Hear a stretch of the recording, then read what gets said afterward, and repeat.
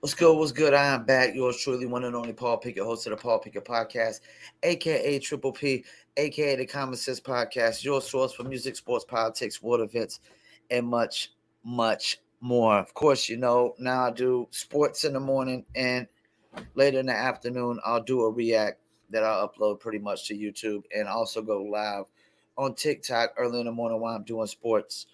But with the React, I won't be going live on TikTok because they can't see what I'm reacting to on TikTok because I do my podcast through StreamYard.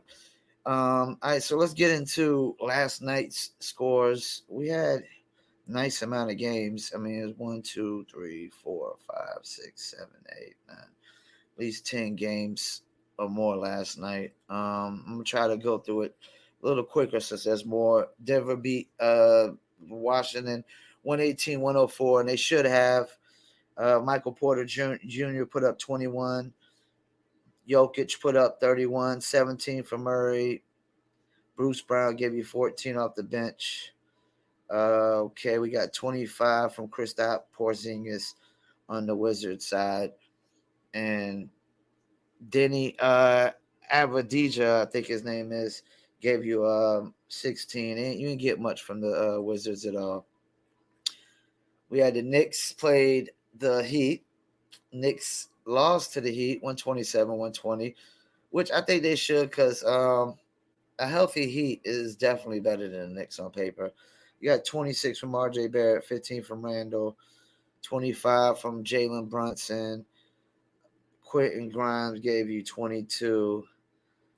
Jimmy Bucket still gave you a 35-piece wing dinner, as Kendrick Perkins would say. 15 from Bam Adebayo with 7 rebounds, 3 assists, block steal. 22 from Tyler Hero, 19 from Gabe Vincent, and Kyle Lowry, who came off the bench, gave you 14. Okay, next game we got the Pacers and the Toronto Raptors. Pacers beat them 118-114. Benedict Mathurin gave you 15, 16 from Turner, 13 from Buddy Hield. Andrew, what is that? Nimhard gave you 25, and TJ McConnell gave you 14. And Raptors, Pascal Siakam gave you 31, 23 from Jacob Pertl, and 28 from Fred VanVleet. Let's pull up some of these other games.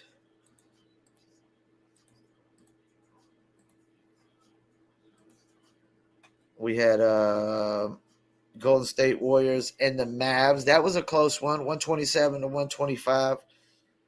Warriors won, of course. Where we get 14 from Draymond, 12 from Looney, 20 from Steph, 22 from Jonathan Kuminga, who was actually leading scorer with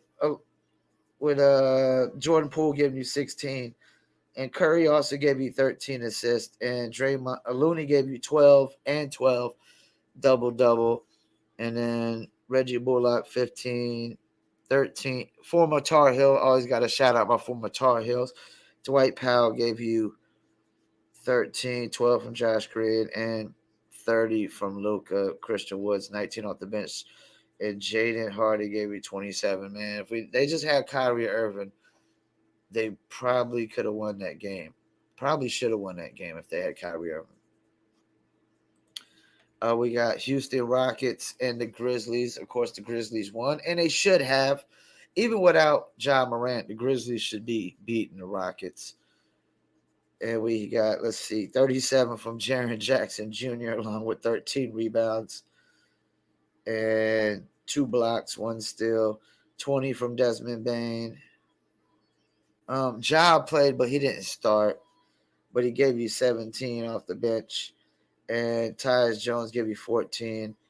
And David Roddy gave you 13. But damn, Jaren Jackson had a game winner at 37 and 13. And then you got 32 from Jalen Green, 14 from Kevin Porter Jr. And these European cats with their name. Apparin Sinjin gave you 25. Jabari Smith Jr. gave you 16 and 31 from Kenya Martin Jr. They're just still the Houston Rockets are just too young still. They have no experience on how to win. They really don't. They really, really don't. What's this other game? I skipped over. Yeah, Chicago and the Sixers. Of course, the Sixers beat them 116-91, which they should. We got 20 out of Tobias Harris, 12. That's the thing. Embiid was able to take a relaxation night. It looks like he only shot 7 shots. Well, he only played 16 minutes though. That doesn't look good though. So I got to check on that. Embiid might have got hurt. They had to go out. They can't. Sixers are going nowhere without Embiid. Maxey gave you 21, 25 from D'Anthony Melton, and PJ Tucker doing PJ Tucker things. Only gave you 5 points as usual. And I mean, the Bulls didn't really do nothing, man. You got 16 from Zach LaVine, 14 from what is that? Ayo Dosunmu. Derrick Jones Jr. 10. Like the bench scored all the points for Chicago last night. Chicago is definitely going to have to make some major moves in the offseason. Like I expect a lot of people to be hitting the road, Jack, and don't you come back no more, no more. What other games we got? We got Spurs, Milwaukee, Atlanta, Minnesota, Portland, Utah. That's the thing. There ain't with so many games left in the season. Only like 9-10 games left in the season right now. So we got Spurs and the Bucks. The Bucks spanked them 130-94. And of course, rightfully so they should have. Spurs are definitely, you know what? Devin Vassell played, but like, hold up. Spurs got 1, 2, 3, 4, 5 players inactive. Devontae Graham, I would think, should be a high-minute player for the Spurs right now with what they got. Keldon Johnson did not play injury. And Noah Pop, that could be like, it could be like just trying to sit him out and trying to, lose games to get that higher pick. Because at this point, the Spurs, they don't stand a chance. Middleton gave you 19, 31 from Giannis, 11 from Lopez, 7 from Drew Holiday, 14 from Joe Ingles, and 19 from Bobby Portis. They're going to be a tough team come playoff time with Bobby Portis and Ingles, their first 2 guys off the bench. Drew Holiday, Grayson Allen, Brook Lopez, Giannis, and Chris Middleton makes for a nice lineup. And to be honest with you, you could be starting Joe Ingles over Grayson Allen all day long. But I think it's smart that you got Joe Ingles coming off the bench. And then with Bobby Portis, I mean, they literally gave you 33 off the bench with just them 2. And Portis gave you 10 rebounds. I definitely got mad respect and love for Bobby Portis as a player. I watched some of his interview the other day and the Chicago thing. Like, the court of public opinion needs to really stop with this just assuming things about a person's character just because, one situation or one issue pops up, especially in sports. Like, Michael Jordan punched Steve Kerr, So what? It doesn't mean nothing. It's part of building a championship team. Okay, what other scores we gotta look at here? We got Hawks and T-Wolves. Karl-Anthony Towns just came back and hit a game-winning shot to win the game. Hawks are definitely the big disappointment in the East. You got 16 from Hunter. Collins gave you 16. Clint Capella 11. Bogdanovich gave you 11 and 29 from Trae Young, who was a negative 13. And I saw a story today talking about the Hawks trying to get rid of John Collins to free up some space to go after Jaylen Brown. Like, why would Jaylen Brown leave Jason Tatum to go play with Trae Young unless he was promised more of a significant more shots and more money. More shots and more money. I mean, what else would it be? And I'm pretty sure, like Boston, if they don't get Jaylen Brown a nice chunk of money, man, they're stupid because he could be a game changer for whoever picks him up. I mean, the right team picks him up, he could be a game changer. And you think a team like the Warriors won't go after him? Psh, you crazy. They will.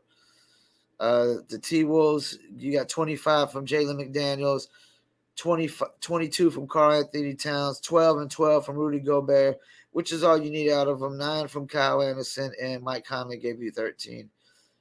And 15 for Taurean Prince. And, of course, Anthony Edwards did not play, and they still won. And they get Anthony Edwards back with a healthy Karl-Anthony Towns. I mean, I still like to see what this – we don't know what that team could really be because Karl-Anthony Towns has been hurt, like, all season long. So we don't know really the full potential of the T-Wolves. My phone is over there blowing up. It's not like I got notifications and emails coming in. Portland played the Jazz, and they beat them 127-115. Thibault gave you 6, 21 from Watford.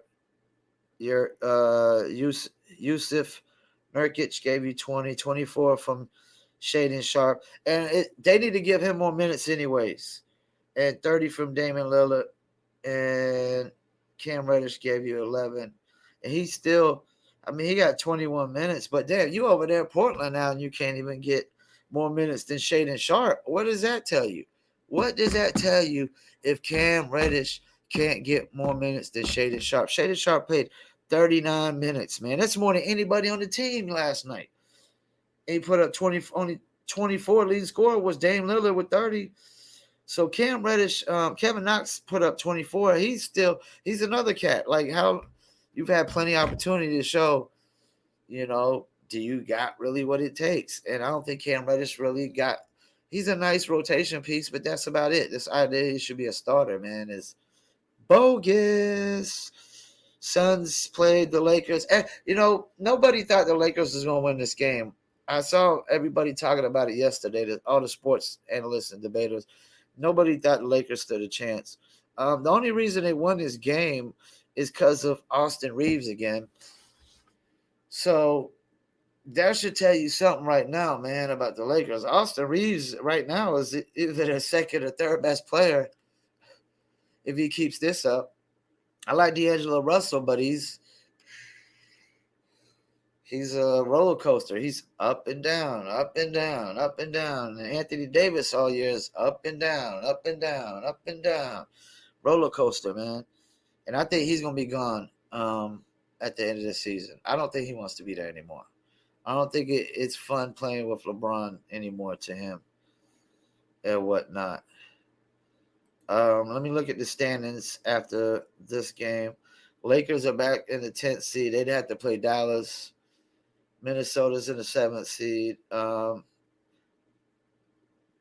Minnesota, this is the thing. Clippers, with Paul George being hurt, they're in the 5th seed. The Warriors can move up to that 5th seed, and the Clippers could fall out, man. They could start losing a ton of games. I could see Minnesota probably falling into that 6th seed and not even having to make the play-in with Karl-Anthony Towns back. OKC, they're still young. They're still young. It doesn't really matter if they get in or not. They're not going to beat, Denver or Memphis. And Phoenix, I mean, they're still at 4, but, I mean, they need Durant back. They're in the middle of the pack. Kings, I'm not sold on the Kings because of what happened to them the other day when they played Boston. They got spanked by Boston. I mean, you go over the East, you got Milwaukee still at number 1, Boston at number 2, Philly at number 3. Hopefully, Joel Embiid ain't hurt. Let me see. I don't see nothing on NBA.com about that. And so I did see something about that. Mavs filing protests over loss to Warriors. Embiid exits first half with right calf tightness. Hopefully that's nothing. Hopefully he's okay. That's the team I want to come out the East this year is the Sixers. I like the Sixers to win it all this year. I would really like the Sixers to win it all. To be honest with you, I think the perfect NBA Finals this year, just to silence any critics, just to just for the MVP argument's sake, I think the ideal situation this year is the Denver Nuggets versus the Philadelphia 76ers. Jokic versus Embiid, winner takes all. Even though the MVP will be, determined based off the regular season and before the playoffs or before the finals begin, but still I think like if they go and play each other in the finals, I'm pretty sure no matter who wins the MVP, everybody's going to clearly say if the other guy wins the NBA finals that he was definitely the better player all year long, the MVP, most valuable to his team. That's why I like to see Denver versus the Sixers and get some new blood in anyways. We need some new blood in the NBA finals, man. The Sixers were, the Suns were just there and they had a chance and they blew it. The Celtics were just there, they had a chance and they blew it. And the Celtics have been there a shit ton of times. And of course, the Warriors just won last year. They've been there a shit ton of times. Yeah, that's what I want to see. Denver versus, the Sixers. And it's probably, and I would be shocked that Milwaukee comes out the East this year. I really wouldn't. I think everybody's still like quietly overlooking and just forgetting about Giannis just because he don't got a jump shot. But who cares? I mean, Giannis is clearly one of the most dominant players in the NBA, one of the most dominant players ever in the NBA. He's had his high usage has been so ridiculously high with Chris Middleton and Drew Holiday's hurt because it has to be. I mean, we're going to rely on Grayson Allen, a Duke player, a Duke Blue Devil to take over the game. Yeah, I might have some Carolina Tar Heel bias in there when I say that.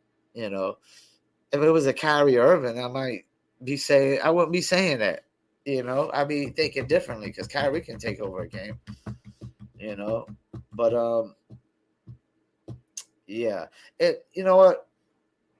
I want to go over, like I said, the Eastern Conference's most disappointing team this year has been Atlanta.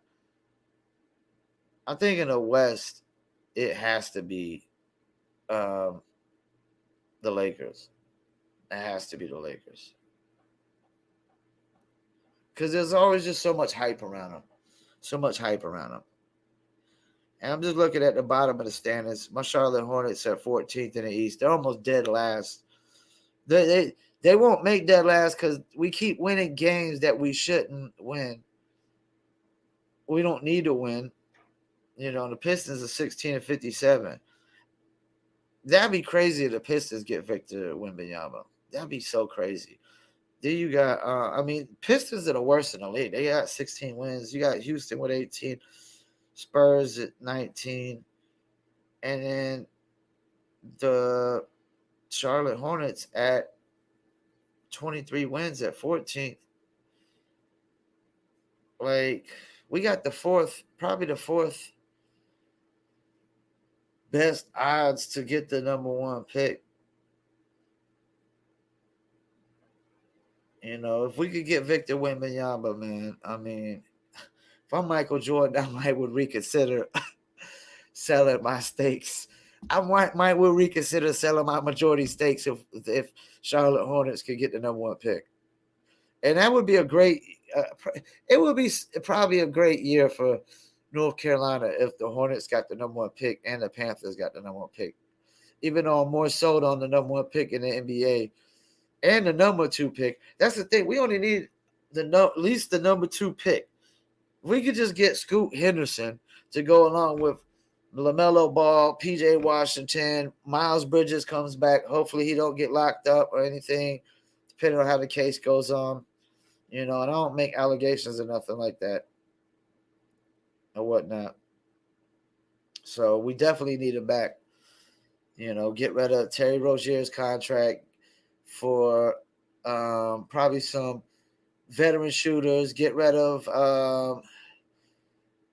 Gordon Hayward's contract for some veteran defensive players. Like try to get a PJ Tucker or something like that or something, man. But yeah, and let me check out NFL. I don't see no NFL news that's really newsworthy to talk about right now. Nothing that's happened that's a difference maker. I didn't talk about Jalen Ramsey to the Dolphins. I still don't think this gets the Dolphins over the hump because it still is riding on Tua's, shoulders now. Because this is the thing. There's 2 ways you win a Super Bowl. You either be a very good, smart game manager with a dominant running game and a dominant defense. And the defense has to be more dominant than the running game. But, the only team that's won the Super Bowl with the number 1 rushing in the NFL and the number 1 defense was the 85 Bears. There hasn't been a team like that since. You had Walter Payton, and then you had the defense you had with Singletary and Richard Dent and Steve McMichael and Ron Rivera and everybody they had. You know what I'm saying? So you got to have a dominant running game and a super dominant defense and a very good game manager, or you got to have a pocket passer of a quarterback. Because this thing, when you're a running quarterback and you're down 2 touchdowns, 3 touchdowns, you can't run. You can't just run it up the field and come back. That just burns too much of the clock. You got to be able to take these riskful passes. You got to get something long up the field, a good 30, 40 yarder, 50, 60 yarder, and score fast. That's why it's hard we've never really seen a dominant running quarterback win a Super Bowl yet. It is yet to be done, because once you get the Super Bowl and you're down, you gotta kind of be like a 50-50 guy. You gotta be and I would say 60-40. You gotta be able to pass a little bit more better than you can run. And that's the thing. A lot of these dominant running quarterbacks, they're like 70-30 guys. They're like 70% running and 30% passing. Patrick Mahomes is like a 60-40 guy, 70-30 guy. Like Tom Brady was like a 90-10 guy, passing and ran 10% of the time, maybe even 5%. He's probably 95% 5, when you break it down in percentages and whatnot. So, yeah. I'm still not seeing no moves in the NFL where I'm like, oh my gosh, this team right here should be favored automatically and whatnot. So once again, I want to thank you for tuning in. Paul Pickett Podcast, and I'm out.